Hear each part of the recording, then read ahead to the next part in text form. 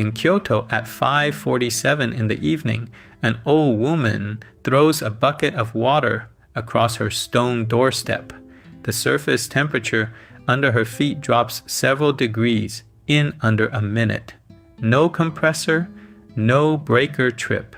For 300 years, Japanese households got entire homes through brutal summers without a single watt of electricity, and some of what they did work on the body in ways air conditioning never touches. Sleep researchers just confirm why that old trick actually matters for your heart, not only the air around it. Heat does more to your body than the average summer complaint suggests. A hot room isn't just uncomfortable, it puts a measurable physiological load on you. A recent observational study out of Queensland tracked bedroom temperature against heart rate variability in adults over 65, and the numbers were blunt. Compared to a room under 24 degrees Celsius, a bedroom sitting between 28 and 32 degrees more than double the odds of a heightened stress response overnight. Not a subjective complaint. A measure autonomic stress signature logs while people slept. Your nervous system doesn't get to clock out just because your eyes are closed. That matters because of what heat does downstream. When your body overheats, it pulls blood toward your skin to dump that heat, and your heart has to work harder to make that happen. Push that through an entire night, and you're not just groggy in the morning. Researchers at Columbia and Emory, cited by the American Heart Association, have linked poor temperature regulation during sleep to elevated blood pressure and greater cardiovascular strain, the same pathway that gets blamed on salt, on stress, on genetics, while the actual thermostat sits ignored in the corner. A separate study out of Los Angeles found that a 5 degrees Celsius rise in bedroom temperature cut total sleep time by roughly 23 minutes a night and pushed sleep efficiency down by about 4% during heat waves. 23 minutes doesn't sound like much. Multiply it by every night of a summer. It doesn't stop at your heart. Heat is a stressor, and stress runs on cortisol. A whole body heat exposure study found that fasting glucose jumped roughly 10% almost immediately after subjects were heat stressed, with insulin release peaking about 30 minutes later as the body scrambled to bring that sugar back down. Do that to yourself every single night for an entire summer, tossing under a blanket in a room stuck at 29 degrees. And you're running a low-grade metabolic stress test on repeat night after night for 3 months straight. Chronically elevated cortisol pushes blood sugar up, blunts how well your cells respond to insulin, and tends to park extra fat specifically around the midsection rather than anywhere else on the body. None of that shows up as a bruise or a burn. It shows up months later as a stubborn number on a lab report. Nobody traces it back to the bedroom.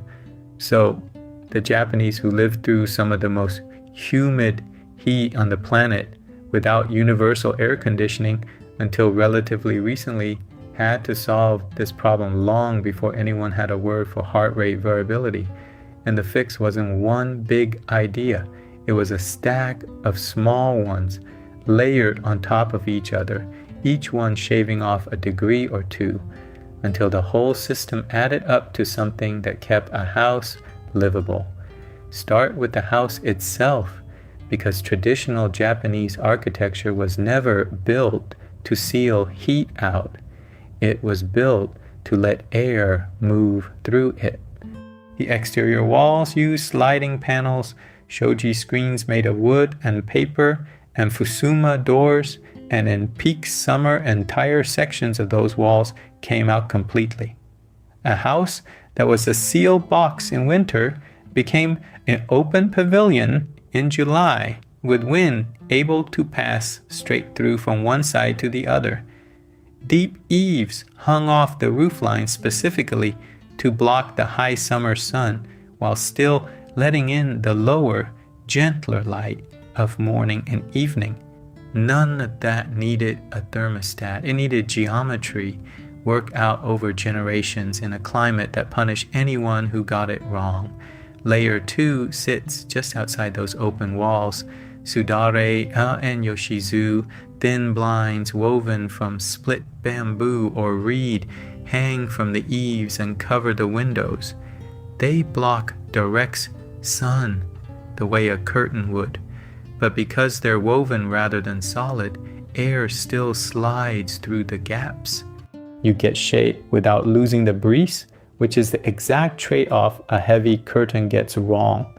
And when the heat gets serious, people sprinkle water directly onto the sudar itself, turning the blind into a slow evaporative cooler stretched across the whole window. Which brings us to uchimizu, the practice that old woman in Kyoto was doing with her bucket. The word breaks into two pieces, uchi, to strike, and mizu, water. And the custom is at least 2 centuries old, tracing back to the Eto period, though its roots as a ritual gesture at tea ceremonies stretch back even further into the late 1500s. The mechanism is simple, basic, evaporative cooling. Water absorbs heat from the pavement as it turns to vapor, and that heat gets carried away instead of radiating back up into the air people are standing in. Researchers using a dense 3-dimensional sensor array measured this directly, applying water in controlled amounts from a single millimeter up through full surface runoff and tracking exactly how the temperature above the ground responded. The effect is real, it's just modest and short-lived, most useful in the early morning and evening when the air is a little drier and the ground hasn't yet baked all day. Most of that water isn't fresh from the tap either. The custom leaned on leftover bath water or collected rainwater, a habit tied to mottainai, a cultural sense that wasting something usable is close to shameful. Some municipalities even hand out water specifically for uchimizu during the hottest weeks, and shopping streets in cities like Osaka now run community events where dozens of residents sprinkle water together at the same hour, turning a private chore into something closer to a block party. Modern cities have built on the same physics with misting stations, fine sprays installed above busy sidewalks, and train platforms that cool the air passing through them without soaking anyone standing underneath. There's a limit worth naming here, because the old approach came with a real cost. Gammon, the cultural instinct to endure discomfort quietly rather than complain about it, kept a lot of households turning the air conditioner off long past the point where that was actually safe. Heatstroke hospitalizations climb every summer in Japan, and one of the earliest warning signs before cramps or collapse is a kind of mental fog, slower thinking, trouble concentrating, the brain running on a body that's overheating and dehydrated. The traditional toolkit was never meant to replace cooling entirely on the worst days. It was meant to stretch the good days further and take some of the load off the machine on the bad ones. Here's where it gets interesting for a modern household, because the same evaporative principle that cools a doorstep is doing something to your body while you sleep, and almost nobody connects the two. Sweat is your own personal uchimizu. It's water sitting on a hot surface, pulling heat away as it evaporates. The problem is that humidity gets in the way of both. Japan's summers are famously humid, which is exactly why uchimizu works best at dawn and dusk rather than at noon, and it's the same reason your own sweat stops cooling you effectively once a room's humidity climbs past a certain point. This is why a Kyoto Prefectural University study on old-fashioned cooling habits found something counterintuitive. People who use water sprinkling, bamboo blinds, and other traditional methods regularly tended to run their air conditioners for shorter stretches, not because the tricks alone dropped the room by 10 degrees, but because feeling cool, hearing cool, seeing cool lowered how much artificial cooling their bodies demanded before they felt settled. That's layer 3, and it has nothing to do with actual temperature. Furin, small bells made of glass or cast iron, hang in windows and chime whenever a breeze moves through the house. The sound itself doesn't lower the mercury by even 1/10 of a degree, but hearing it triggers something psychological, an association between that specific high, clear ning and the memory of a breeze cutting through summer heat. Interior decor shifted toward cooler colors and lighter textiles for the same reason. None of it is measured in degrees Celsius. All of it is measured in how tolerable the heat feels. Relief, cued by sound, food played its own role. Salmon, thin wheat noodles dried in the sun, get served ice cold, often in the Nagashi salmon style, where noodles and water are sent flowing down a length of split bamboo and diners catch them with chopsticks as they pass.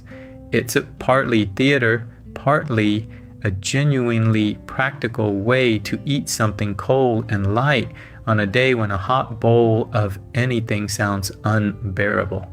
And there's a real physiological reason cold noodles beat a heavy hot meal in August. Digesting food raises your core body temperature, so a lighter, cooler meal asks less of a body that's already working overtime just to stay regulated. Outside the house, people carry their own shade. A higasa, a traditional parasol, has been shown to reduce the temperature immediately around the person holding it by roughly 3 degrees Celsius, which sounds small until you're the one standing at a crosswalk in August with nowhere else to go. Combine that parasol with loose, breathable clothing, and you've effectively built a portable version of the same shade plus airflow logic baked into the house itself. None of this replaced modern cooling once it became widely available, and it would be dishonest to pretend otherwise. What it did was change how people used it. Japan's Ministry of the Environment launched a nationwide push in 2005 called Cool Biz, encouraging offices to set air conditioners warmer, typically around 28 degrees Celsius, and dropped the dress code so people could stay comfortable without cranking the compressor to its limit. Ties came off, jackets stayed on the hook, sleeves rolled up. An entire building's cooling load drops, and nobody feels worse for it. There's a smaller, less discussed piece of this too. Cold, aggressively air-conditioned rooms tend to leave people stiff, especially around the knees, the lower back, and the joint that already ache when the weather shifts. It's not fully settled science, and reputable sources hedge on exactly why, but the pattern shows up often enough in physical therapy circles that plenty of clinics recommend keeping a room from getting too cold rather than too warm for anyone managing chronic joint or back pain, alongside gentle movement to keep blood flowing to those areas. A house that stays gently warm but shaded and ventilated, the traditional Japanese approach, sidesteps that particular trade-off altogether. Many Japanese air conditioning units also include a dehumidifier setting rather than just blasting cold air, because pulling moisture out of a room can make it feel several degrees cooler without actually lowering the temperature much at all, which costs less energy and puts less strain on the unit. So here's what all of this adds up to, and it's worth sitting with for a second. The goal was never to force a room down to a single fixed number and hold it there by brute force. It was to work with the body, using shade, airflow, evaporation, sound, and food together, so that the effort a compressor has to put in gets smaller. Sleep researchers now have the data to explain exactly why that mattered physiologically, not just culturally. A cooler bedroom means lower overnight heart rate, better heart rate variability, more deep sleep, the kind that handles memory and tissue repair, less cardiovascular strain, the kind usually pinned on diet or stress when the real culprit was the thermostat. You don't need bamboo blinds or a bucket at your front door to use any of this. Close your blinds during the day before the room heats up instead of after, not once the room already feels like an oven. Run a fan to move air across your skin rather than relying on the unit alone, since moving air feels several degrees cooler than still air at the exact same temperature. Keep your bedroom a few degrees cooler than the rest of the house, somewhere in that 60 to 67 degree range that shows up again and again in sleep research, even if the rest of your home runs warmer during the day. Eat lighter in the evening when it's hot, and push your last real meal earlier so digestion isn't competing with your body's attempt to cool down for sleep. Get your evening walk in before sunset instead of after dinner in a stuffy house, since a short walk in cooler outdoor air does more for digestion and circulation than sitting in a room fighting the heat. None of it costs much, and unlike a bigger air conditioner, none of it raises your electricity bill either, which raises the real question buried under all of this. We spent decades treating comfort as something you buy in a box and plug into the wall. One setting, blasting cold air until the number on the display matches the number in your head. But the people who lived through Japanese summers for centuries without that option ended up building something smarter, a system that worked with the body instead of just overpowering the room around it. Was the box actually the upgrade?